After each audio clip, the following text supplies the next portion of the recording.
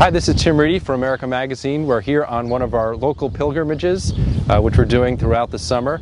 We're here in Maryknoll, New York, home to the Maryknoll Order, which is about 30 miles north of New York City, not far from the Hudson River. Behind me is the home of the Maryknoll Fathers and Brothers, their administrative offices as well as residences.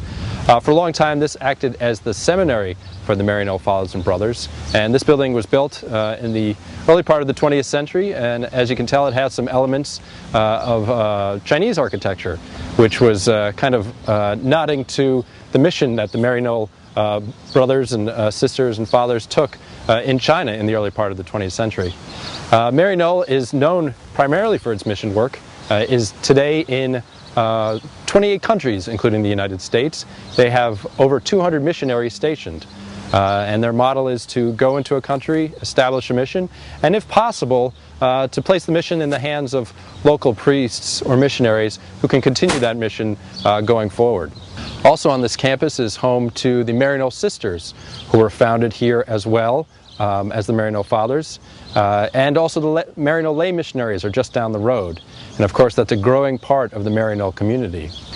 Also on this campus is published Maryknoll Magazine, which reports on the activities of Maryknoll missionaries, and that was a fixture on many American Catholic coffee tables for many years. Also Orbis Books, which publishes many prominent Catholic titles and writers, is also published here. Now this location is open to the public. You can come here and stroll the grounds. Inside the building here there's also a wonderful museum where you can look at pictures and maps of some of the countries where the Maryknollers have missioned over the years. There's also pictures of the various classes that have graduated when this was a seminary, and also some very moving pictures of the various Maryknollers who have died in their ministry, including one who died in the Vietnam War. There's also artifacts from the Maryknoll founders, Bishop James Walsh and also Father Price, and you can look at some of pictures of them, busts of their heads, as well as some artifacts from their life and their mission. It's recommended you call ahead of time if you want to visit, but you get a sense of the long history of the Maryknoll Order.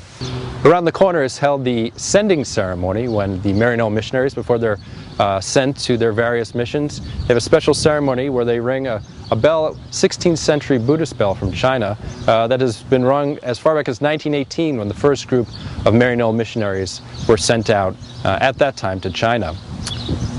The founders of the Maryknoll missionaries were two priests and also a woman who later became a nun and the head of the Maryknoll Sisters.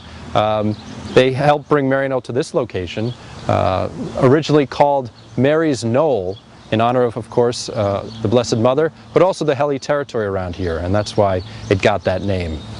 For many missionaries, their trip abroad began here with training in the seminary and then the sending ceremony, which we talked about. For many people, they would not see their family for years, sometimes decades. There's an archive here where letters home that were written to Maryknoll are kept. In addition to working in China in the early years, Maryknoll later also began reaching out into other countries, including Japan, the Philippines, Korea, later into Central America and South America, and became known for its work against economic and political injustice in countries like El Salvador. In fact, two Maryknoll missionaries, two women, were among those killed in the early 1980s. In many ways, Maryknoll played a crucial role in introducing American Catholics to the world church. Through Maryknoll Magazine, people learned about the activities in foreign countries that they didn't know a lot about and may have had certain, perhaps, political prejudices against, places like China and North Korea, for example. We go out from here, and I think some people had the idea that we brought God, but no, God was already there. Then we moved into a phase where, and Maryknoll especially, was trying to empower the local church. And I think that's where we've come, to mutuality and mission. We would like to try to encourage the American church to be more missionary.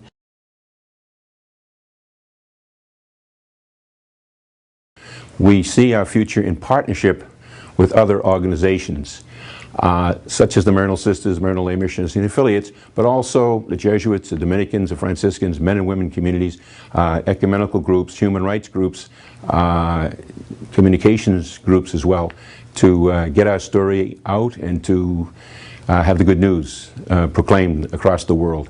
James Keene, a Jesuit scholastic in America, asked a question about the future of Maryknoll in his article looking at the 100th anniversary of the order.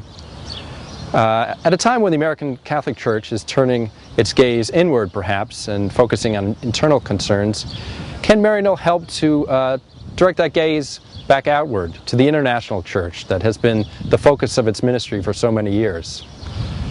There's perhaps no better place to ask that question than here at the home of Maryknoll. This is Tim Reidy in Maryknoll, New York. Thanks very much.